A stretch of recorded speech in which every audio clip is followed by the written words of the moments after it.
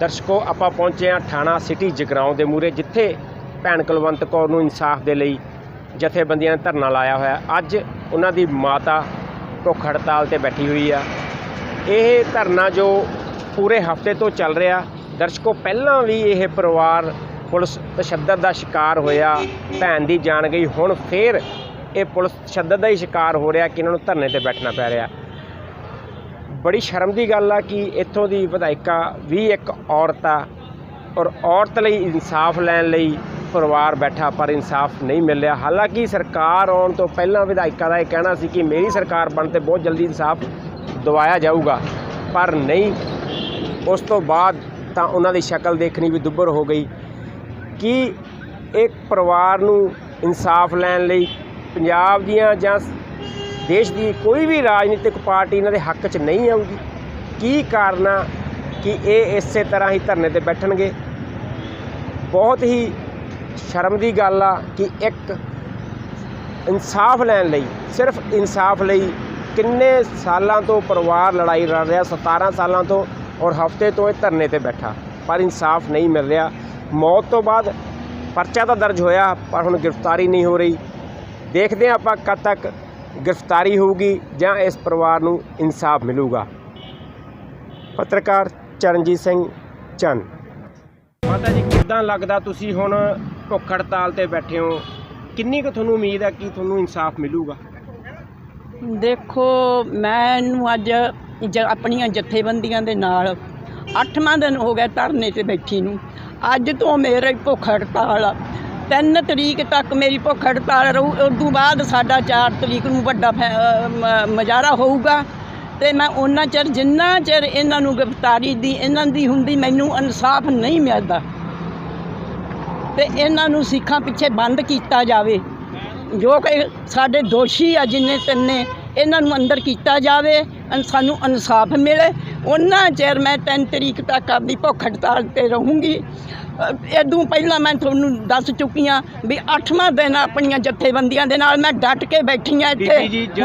जदों गुरिंदर बल तुहानूं ते बेटी नूं लै के गया सी तां तुहाडी अखां दे सामने सारा तशद्दद होया जी। मैं एक पास फर्क नाल सी, मैं इधर नूं सी, ओह उधर सी, अड्डो अड्डी कीता होया सी। सानूं रात नूं चुक के लगाया 12 बजे 1 बजे कंधां टप के ਤੁਹਾਡੀ भी कुटमार की? मेरी भी कुटमार की है। तो कुलवंत कौर की तो हदों वध की है, जिन्हों मंजे के नाल ही जोड़ता हमने। अज वो 16-17 साल वक्त भर के हड्डियां रगड़ के, ये मैनू पता और कुलवंत नूं पता कि मैं उस बैड के उत्ते उस बच्ची नूं कुलवंत नूं किवें सामभदी सी। जो इन्होंने गुरिंदर बल ने ते SIR राजवीर ने ते जो इन्होंने किया साडे नाल एडा भारी जुल्म किया वा। ठीक है। हाँ जी, वाहिगुरू जी का खालसा वाहिगुरू जी की फतेह जी। दास मुख सेवादार श्री गुरु ग्रंथ साहब सरकार कमेटी सिख जथेबंदी तो सो जो तो यह मुद्दा उठा तकरीबन उदों तो ही असी पीड़ित परिवार दे नाल अपना जथेबंदी वालों यह किया कि असी इन्हां दा डट के इन्हां दा समर्थन करांगे ते इन्हां दा हर धरना मोर्चा जो भी संघर्ष आ, छोटा ਜਾਂ लंबा संघर्ष जिन्ना भी लंबा ਜਾਂਦਾ ਅਸੀਂ डट के इन्हां दे नाल खड़ांगे इस पीड़ित परिवार दे नाल। बाकी जिहड़ी पुलिस प्रशासन की जिहड़ी कारगुजारी आ ਉਹ ਆਪਾਂ देख रहे हैं सारे ही कि पिछले समय तो इन्हां दा काम ਆਪਾਂ अपने ध्यान 'ਚ सारिਆਂ ਦੇ आ रहा कि ਇਹ लारे मिठियां गोलियां टाइम टपाऊ काम ये कर रहे हैं, पर इउं समा नहीं लंघना। जथेबंदियां दा रोस बरकरार आ ते बरकरार ही रहूगा ते ये संघर्ष डट के लड़िया जाऊगा जी। वाहिगुरू जी का खालसा वाहिगुरू जी की फतेह जी।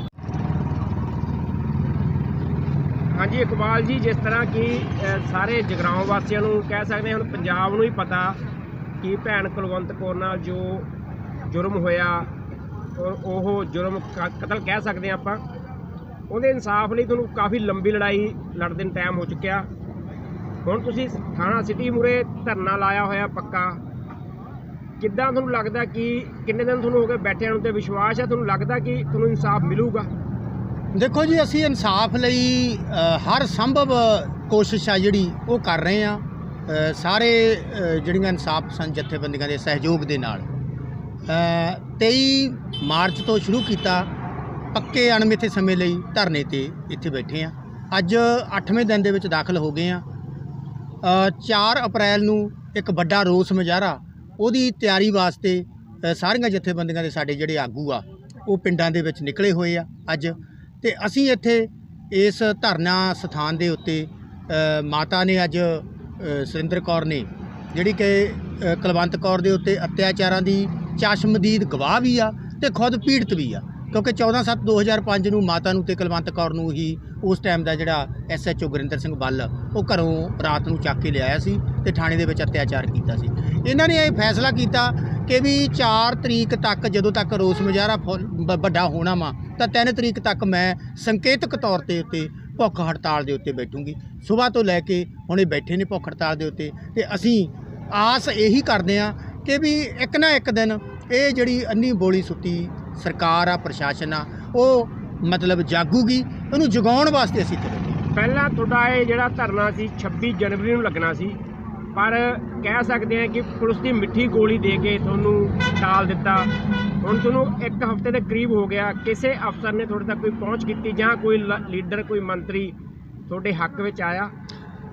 ਇਹ ਗੱਲ ਬਿਲਕੁਲ ਠੀਕ ਆ ਕਿ ਧਰਨਾ 26 ਜਨਵਰੀ ਨੂੰ ਪਹਿਲਾਂ ਲਿਖਿਆ ਗਿਆ ਸੀਗਾ ਇਹ ਇਸੇ ਸਥਾਨ ਤੇ ਇਸੇ ਤਰ੍ਹਾਂ ਹੀ, ਪਰ ਪ੍ਰਸ਼ਾਸਨ ਵੱਲੋਂ ਬਕਾਇਦਾ ਰੂਪ ਦੇ ਵਿੱਚ ਪੰਚਾਇਤੀ ਤੌਰ ਤੇ ਬਹੁਤ ਵੱਡਾ ਭਰੋਸਾ ਦਿੱਤਾ ਸੀ ਕਿ 1 ਮਹੀਨੇ ਦੇ ਵਿੱਚ ਅਸੀਂ ਉਸ ਦੋਸ਼ੀ ਗੁਰਿੰਦਰ ਸਿੰਘ ਬੱਲ ਨੂੰ ਗ੍ਰਿਫਤਾਰ ਕਰ ਲਾਂਗੇ। ਪਰ ਜਗਰਾਓਂ ਪੁਲਿਸ ਇਸ ਵਾਅਦੇ ਤੋਂ ਸਿਰਫ ਮੁੱਕਰੀ ਨਹੀਂ, ਉਹਨਾਂ ਨੇ ਇੱਕ ਜਥੇਬੰਦੀਆਂ ਦੇ ਨਾਲ ਤੇ ਸਾਡੇ ਪਰਿਵਾਰ ਦੇ ਨਾਲ ਇੱਕ ਧੋਖਾ ਵੀ ਕੀਤਾ। ਧੋਖਾ ਕਿਵੇਂ ਪਤਾ ਲੱਗਿਆ ਕਿ ਜਦੋਂ 1 ਮਹੀਨੇ ਬਾਅਦ ਅਸੀਂ ਉਹਨਾਂ ਤੋਂ ਜਾ ਕੇ ਪੁੱਛਿਆ ਵੀ ਜੀ 1 ਮਹੀਨਾ ਹੋ ਗਿਆ ਪੂਰਾ ਤੇ ਦੱਸੋ ਕੀ ਕਾਰਵਾਈ ਕੀਤੀ ਆ, ਤਾਂ ਉਹ ਕਹਿੰਦੇ ਕਿ ਜਿਹੜੀ ਫਾਈਲ ਆ ਉਹ ਸਾਡੇ ਕੋਲ ਹੈ ਨਹੀਂ ਗੀ, ਫਾਈਲ ਚੰਡੀਗੜ੍ਹ ਮੰਗਾ ਲਈ ਗਈ ਆ। ਪਰ ਜਦੋਂ ਅਸੀਂ ਇਸ ਗੱਲ ਦੀ ਪੜਤਾਲ ਕੀਤੀ ਤਾਂ ਪਤਾ ਲੱਗਿਆ ਕਿ ਜਗਰਾਓਂ ਤੋਂ ਫਾਈਲ ਆ ਜਿਹੜੀ ਉਹਨਾਂ ਨੇ ਮੰਗਾਈ ਨਹੀਂ, ਇਹਨਾਂ ਨੇ ਇੱਕ ਝੂਠੀ ਚਿੱਠੀ ਲਿਖ ਕੇ ਜੋ ਉੱਥੇ ਜਾਣਬੁੱਝ ਕੇ ਭੇਜੀ ਆ। ਸਰ, ਜਿਸ ਤਰ੍ਹਾਂ ਪਹਿਲਾਂ ਤੁਹਾਨੂੰ ਮਨੀਸ਼ਾ ਗੁਲਾਟੀ ਜੀ ਵੀ ਤੁਹਾਡੇ ਕੋਲ ਆ ਕੇ ਗਏ ਸੀ, SSP ਸਾਹਿਬ ਖੁਦ ਨਾਲ ਸੀ, ਉਦੋਂ ਵੀ ਤੁਹਾਨੂੰ ਵਿਸ਼ਵਾਸ ਦਿਵਾਇਆ ਸੀ ਕਿ ਵੀ ਅਸੀਂ 4 ਜਾਂ 5 ਦਿਨ ਦੇ ਵਿੱਚ ਕਾਰਵਾਈ ਕਰਾਂਗੇ। ਕੀ ਹੁਣ ਤੁਹਾਨੂੰ ਪੁਲਿਸ ਤੇ ਵਿਸ਼ਵਾਸ ਹੈ ਜਾਂ ਅਗਰ ਤੁਹਾਨੂੰ ਦੁਬਾਰਾ ਪੁਲਿਸ ਤੁਹਾਡੇ ਨਾਲ ਕੋਈ ਵਾਅਦਾ ਕਰਦੀ ਹੈ? ਇਕਬਾਲ ਜੀ, ਜਿਸ ਤਰ੍ਹਾਂ ਪਤਾ ਹੀ ਹੈ ਕਿ ਕਈ ਕਮਿਸ਼ਨ ਇਹ ਚੀਜ਼ਾਂ ਕਹਿ ਚੁੱਕੇ ਆ ਪਰਚਾ ਦਰਜ ਕਰਨ ਨੂੰ, ਪਰ ਪਰਚਾ ਦਰਜ ਨਹੀਂ ਹੋਇਆ। ਇਹ ਜੀ ਕਿਹੜੀ ਉਹ ਸ਼ੈ ਹੈ ਜਾਂ ਕੀ ਤਾਕਤ ਆ, ਕਿਹੜੀ ਸਿਆਸੀ ਉਹਦੇ ਕੋਲ ਪਾਵਰ ਆ, ਕੀ ਉਹਦੇ ਤੇ ਕਾਰਵਾਈ ਨਹੀਂ ਹੋ ਰਹੀ, ਕੀ ਕਾਰਨ ਆ? ਬਿਲਕੁਲ, ਪਰਚਾ ਦਰਜ ਤਾਂ ਹੋ ਗਿਆ, ਭਾਵੇਂ ਮੌਤ ਤੋਂ ਬਾਅਦ ਹੋਇਆ। ਅਕਸਰ ਕੀ ਵਾਪਰਦਾ ਇੱਥੇ ਵੀ ਜਦੋਂ ਕਿਸੇ ਆਮ ਗਰੀਬ ਤੋਂ ਗਰੀਬ ਬੰਦੇ ਤੇ ਵੀ ਪਰਚਾ ਦਰਜ ਹੋ ਜਾਂਦਾ ਵਾ ਤਾਂ ਪੁਲਿਸ ਵਾਲੇ ਉਹਦੇ ਘਰੇ ਉਹਨੂੰ ਫੜਨ ਜਾਂਦੇ ਆ ਤੇ ਉਹ ਕੀ ਕਰਦਾ ਵਾ, ਉਹ 100 500 200 ਰੁਪਈਆ ਦੇ ਦਿੰਦਾ ਵਾ ਤੇ ਪੁਲਿਸ ਵਾਲੇ ਮੁੜ ਜਾਂਦੇ ਆ। ਉਹ ਪੁਲਿਸ ਨੂੰ ਪੈਸੇ ਦਿੰਦਾ ਰਹਿੰਦਾ ਵਾ ਤੇ ਪੁਲਿਸ ਮੁੜਦੀ ਰਹਿੰਦੀ ਆ, ਗ੍ਰਿਫਤਾਰ ਨਹੀਂ ਕਰਦੀਗੀ ਜਦੋਂ ਤੱਕ ਪੁਲਿਸ ਦੀ ਕੋਈ ਮਜਬੂਰੀ ਨਹੀਂ ਬਣਦੀਗੀ। ਇਹੀ ਤਰੀਕਾ, ਇਹੀ ਮੈਥਡ ਗੁਰਿੰਦਰ ਸਿੰਘ ਬੱਲ ਦੇ ਮਾਮਲੇ 'ਚ ਵਾਪਰਿਆ। ਇਕਬਾਲ ਜੀ, ਪਰ ਉਹ ਹੁਣ ਜਿਹੜਾ ਇਹ ਕੇਸ ਆ ਕੋਈ ਆਮ ਕੇਸ ਨਹੀਂ ਰਿਹਾ, ਕੋਈ ਆਮ ਨਾਗਰਿਕ ਦੇ ਨਾਲ ਨਹੀਂ ਹੈਗਾ ਜਿਹੜਾ 200-400 ਜਾਂ 10,000 20,000 ਦੇ ਕੇ ਮੁੜ ਜਾਣਗੇ। ਵੱਡੇ ਲੈਵਲ ਦਾ ਵਾ, ਮੋਟਾ ਹਰ ਰੋਜ਼ ਅਖਬਾਰਾਂ ਦੀਆਂ, ਚੈਨਲਾਂ ਦੀਆਂ ਸੁਰਖੀਆਂ ਬਣ ਚੁੱਕੀਆਂ। ਮੇਰੇ ਖਿਆਲ ਦੇ ਵਿੱਚ ਪੂਰੇ ਪੰਜਾਬ ਨੂੰ ਪਤਾ ਔਰ ਸਾਰੀਆਂ ਕਮਿਸ਼ਨਾਂ ਨੂੰ ਇਸ ਗੱਲ ਦਾ ਪਤਾ। ਫਿਰ ਕੀ ਕਾਰਨ ਆ ਕਿ ਉਹਦੀ ਗ੍ਰਿਫਤਾਰੀ ਨਹੀਂ ਹੋ ਰਹੀ? ਪੈਸੇ ਦੇ ਨਾਲ ਕੋਈ ਹੋਰ ਸਿਆਸੀ ਪਹੁੰਚ ਵੀ ਆਉਂਦੀ ਜੀ? ਹਾਂ, 2-3 ਕਾਰਨ ਨੇ। ਨੰਬਰ 1 ਪੈਸਾ ਵਾ, ਕਿਉਂਕਿ ਪਹਿਲਾਂ ਪੁਲਿਸ ਉਹ ਤੋਂ ਪੈਸੇ ਖਾਂਦੀ ਸੀ ਪਰਚਾ ਨਾ ਦਰਜ ਕਰਕੇ, ਹੁਣ ਖਾਂਦੀ ਆ ਉਹਦੀ ਗ੍ਰਿਫਤਾਰੀ ਨਾ ਕਰਕੇ।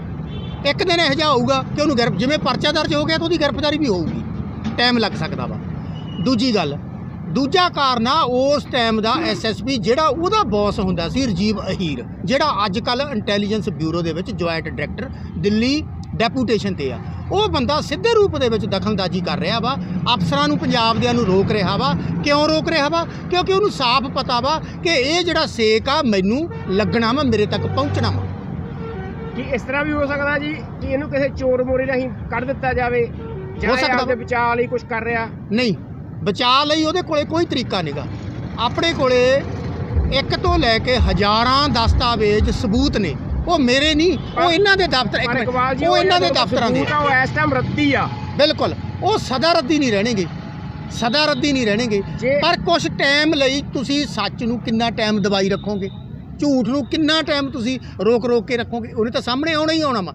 ਦੂਜੀ ਗੱਲ, ਉਹ ਬਚਾਅ ਲਈ ਤਾਂ ਆਪਦੇ ਤਰੀਕੇ ਬਾਰੇ ਸਿਰਫ ਟਾਈਮ ਟਪਾ ਰਿਹਾ ਵਾ, ਬਚਣਾ ਨਹੀਂ, ਟਾਈਮ ਟਪਾ ਰਿਹਾ ਵਾ। ਟਾਈਮ, ਕੋਈ ਬੰਦਾ ਟਾਈਮ ਲੰਘਾਉਂਦਾ, ਅੱਜ ਲੰਘ ਜੇ ਕੱਲ੍ਹ ਲੰਘ ਜੇ, ਹੋ ਸਕਦਾ ਗਾ ਰਿਟਾਇਰਮੈਂਟ ਦਾ ਉਹਦਾ ਕੋਈ ਤਰੀਕਾ ਹੋਵੇ ਵੀ ਮੈਂ ਰਿਟਾਇਰਮੈਂਟ ਲੈ ਲਾਂ। ਉਹ ਪੁਲਿਸ ਨੂੰ ਬਚਾ ਰਹੀ ਆ, ਪੈਸੇ ਖਾ ਰਹੀ ਆ ਸਿਆਸੀ ਜਾਂ ਕੋਈ ਜਿਵੇਂ ਕਹਿ ਲਈਏ ਵੀ ਅਫਸਰਸ਼ਾਹੀ ਦਾ ਦਬਾਅ ਉਹਦੇ ਤਹਿਤ ਕਰ ਰਹੀ ਆ, ਕਿਉਂਕਿ ਪੁਲਿਸ ਸਮਝਦੀ ਆ ਵੀ ਅੱਜ ਅਸੀਂ ਡੀਐਸਪੀ ਨੂੰ ਅੰਦਰ ਕਰਦੇ ਆ, ਕੱਲ੍ਹ ਨੂੰ ਇਕਬਾਲ ਵਰਗੇ ਹੋਰ ਲੋਕ ਉੱਠ ਕੱਢਣਗੇ। ਇੱਥੇ ਇਹ ਨਹੀਂ ਵੀ ਅਤਿਆਚਾਰ ਹੋਰ ਲੋਕਾਂ ਤੇ ਹੁੰਦੇ ਨਹੀਂ, ਪਰ ਆਮ ਲੋਕ ਆ ਜਿਹੜਾ ਬੰਦਾ ਵਾ ਉਹ ਡਰਨ ਤੋਂ ਝਿਜਕਦਾ ਵਾ। ਪੁਲਿਸ ਦੀ ਈਗੋ ਬਣ ਚੁੱਕੀ ਹੈ ਜੀ। ਬਿਲਕੁਲ ਪੁਲਿਸ ਦੀ ਈਗੋ ਬਣ ਚੁੱਕੀ ਆ ਕਿ ਅੱਜ ਪੁਲਿਸ ਤੇ ਹੁਣ ਤੁਸੀਂ ਹੈਰਾਨ ਹੋਵੋਗੇ ਵੀ ਜਿਸ ਦਿਨ ਪਰਚਾ ਦਰਜ ਹੋਇਆ ਤਾਂ ਸਭ ਹੈਰਾਨ ਹੋ ਗਏ ਵੀ ਪਰਚਾ ਹੋ ਗਿਆ, ਵੀ ਤਾਂ ਹੋ ਨਹੀਂ ਸੀ ਰਿਹਾ ਔਰ ਹੋਣਾ ਵੀ ਨਹੀਂ ਸੀਗਾ। ਪੁਲਿਸ ਦੇ ਅਫਸਰ ਸਮਝਦੇ ਆ ਕਿ ਇਹ ਨਹੀਂ ਹੋ ਸਕਦਾ, ਪਰ ਇੱਥੋਂ ਦੇ ਜਿਹੜੇ ਐਸਐਸਪੀ ਸੀ ਉਹਨਾਂ ਨੇ ਉਸ ਟਾਈਮ ਬਹੁਤ ਵਧੀਆ ਫੈਸਲਾ ਲਿਆ।